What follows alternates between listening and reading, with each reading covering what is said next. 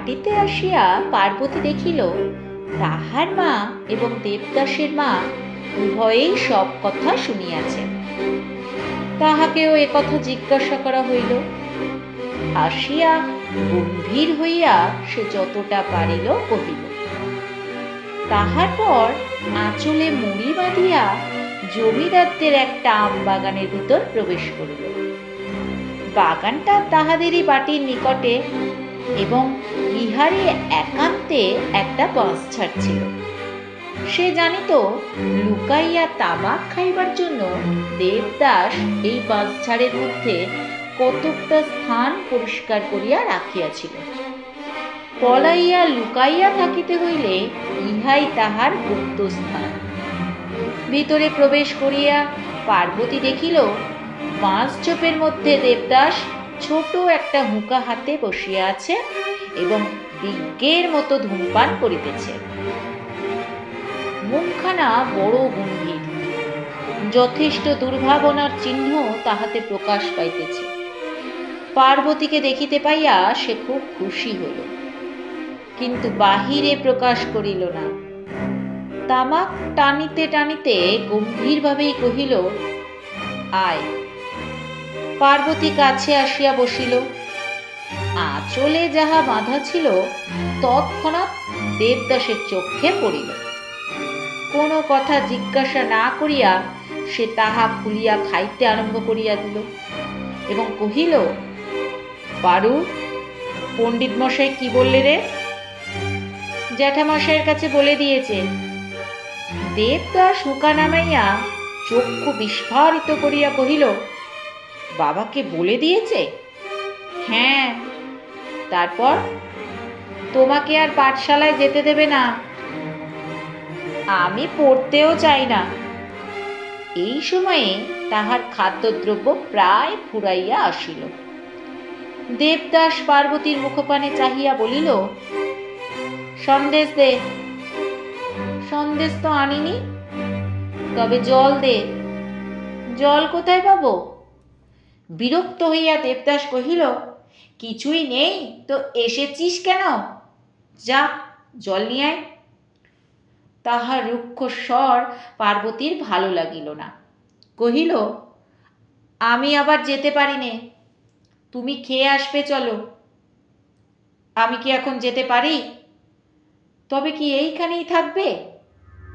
এইখানেই থাকবো, তারপর চলে যাব। পার্বতীর মনটা খারাপ হইয়া গেল। দেবদাসের আপাত বৈরাগ্য দেখিয়া এবং কথাবার্তা শুনিয়া তাহার চোখে জল আসিতেছিল। কহিল, দেবদা, আমিও যাব। কোথায়? আমার সঙ্গে? দূর, তা কি হয়? পার্বতী মাথা নাড়িয়া কহিল, যাবই। না, যেতে হবে না, তুই আগে জল নিয়ে আয়। পার্বতী আবার মাথা নাড়িয়া বলিল, আমি যাবই, আগে জল নিয়ে আয়। আমি যাব না। না, আমি যাব না। তুমি তাহলে পালিয়ে যাবে। না, যাব না। কিন্তু পার্বতী কথাটা বিশ্বাস করিতে পারিল না, তাই বসিয়া রহিল। দেবদাস পুনরায় হুকুম করিল, যা বলছি। আমি যেতে পারবো না। রাগ করিয়া দেবদাস পার্বতীর চুল ধরিয়া টান দিয়া ধমক দিল, যা বলছি। পার্বতী চুপ করিয়া রহিল। তারপর তাহার পিঠে একটা কিল পড়িল, যাবি নে? পার্বতী কাঁদিয়া ফেলিল, আমি কিছুতেই যাব না। দেবদাস একদিকে চলিয়া গেল। পার্বতীও কাঁদিতে কাঁদিতে একেবারে দেবদাসের পিতার সম্মুখে আসিয়া উপস্থিত হইল। মুখুজ্জে মশাই পার্বতীকে বড় ভালোবাসিতেন। বলিলেন, পারু, কাঁদছিস কেন মা? দেবদা মেরেছে। কোথায় সে? ওই বাঁশ বাগানে বসে তামাক খাচ্ছিল। একে পণ্ডিত মহাশয়ের আগমন হইতেই তিনি চটিয়া বসিয়াছিলেন। এখন এই সংবাদটা তাহাকে একেবারে অগ্নিমূর্তি করিয়া তুলিল। বলিলেন, দেবা বুঝি আবার তামাক খায়?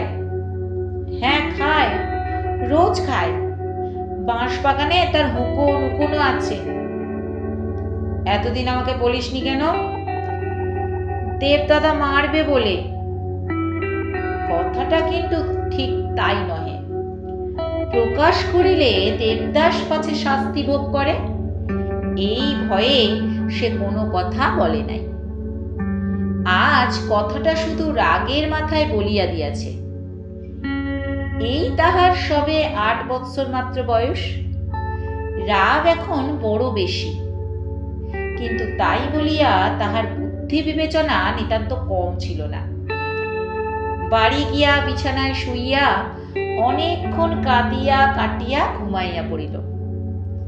সে রাত্রে ভাত পর্যন্ত খাইল না। দেবদাসকে পরদিন খুব মারধর করা হইল। সমস্ত দিন ঘরে রুদ্ধ করিয়া রাখা হইল। তাহার পর তাহার জননী যখন ভারী কান্নাকাটি করিতে লাগিলেন, তখন দেবদাসকে ছাড়িয়া দেওয়া হইল। পরদিন ভোরবেলায় সে পলাইয়া আসিয়া পার্বতীর ঘরের জানালার নিকট দাঁড়াইল। ডাকিল, পারু। আবার ডাকিল, পারু। পার্বতী জানালা খুলিয়া কহিল, দেবদা। দেবদাস ইশারা করিয়া বলিল, শিগগির আয়। দুজনে একত্র হইলে দেবদাস বলিল, তামাক খাবার কথা বলে দিলি কেন? তুমি মারলে কেন? তুই জল আনতে গেলি না কেন? পার্বতী চুপ করিয়া রহিল। দেবদাস বলিল, তুই বড় গাধা, আর যেন বলে দিস নে। পার্বতী মাথা নাড়িয়া বলিল, না। তবে চল, ছিপ কেটে আনি, আজ বাঁধে মাছ ধরতে হবে। বাঁশঝাড়ের নিকট একটা নোনা গাছ ছিল। দেবদাস তাহাতে উঠিয়া পড়িল। বহু কষ্টে একটা বাঁশের ডগা নোয়াইয়া পার্বতীকে ধরিতে দিয়া কহিল, দেখিস যেন ছেড়ে দিস নে, তাহলে পড়ে যাব। পার্বতী প্রাণপণে টানিয়া ধরিয়া রহিল। দেবদাস সেইটা ধরিয়া একটা নোনা ডালে পা রাখিয়া ছিপ কাটিতে লাগিল। পার্বতী নিচে হইতে কহিল, দেবদা, পাঠশালে যাবে না? না, জ্যাঠামশাই তোমাকে পাঠিয়ে দেবেন।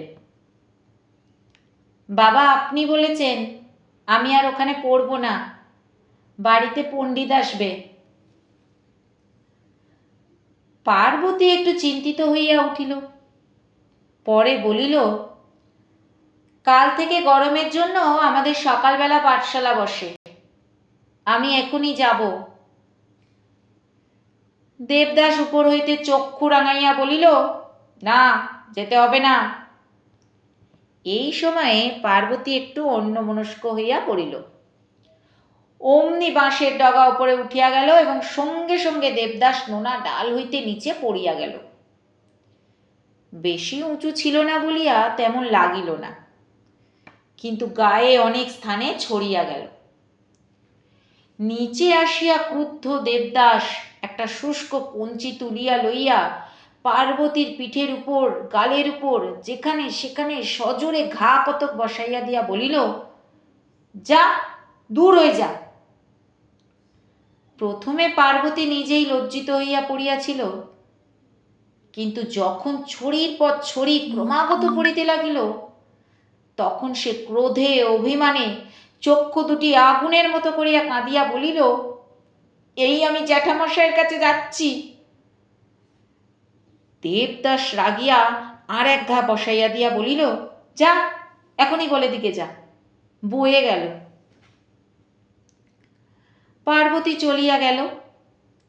যখন অনেকটা গিয়াছে, তখন দেবদাস ডাকিল, পারু। পার্বতী শুনিয়াও শুনল না, আরও দ্রুত চলিতে লাগিল। দেবদাস আবার ডাকিল, ও পারু, শুনে জানা। পার্বতী জবাব দিল না। দেবদাস বিরক্ত হইয়া কতকটা চিৎকার করিয়া কতকটা আপনার মনে বলিল, যাক মরুককে। পার্বতী চলিয়া গেলে দেবদাস যেমন তেমন করিয়া দুই একটা ছিপ কাটিয়া লইল।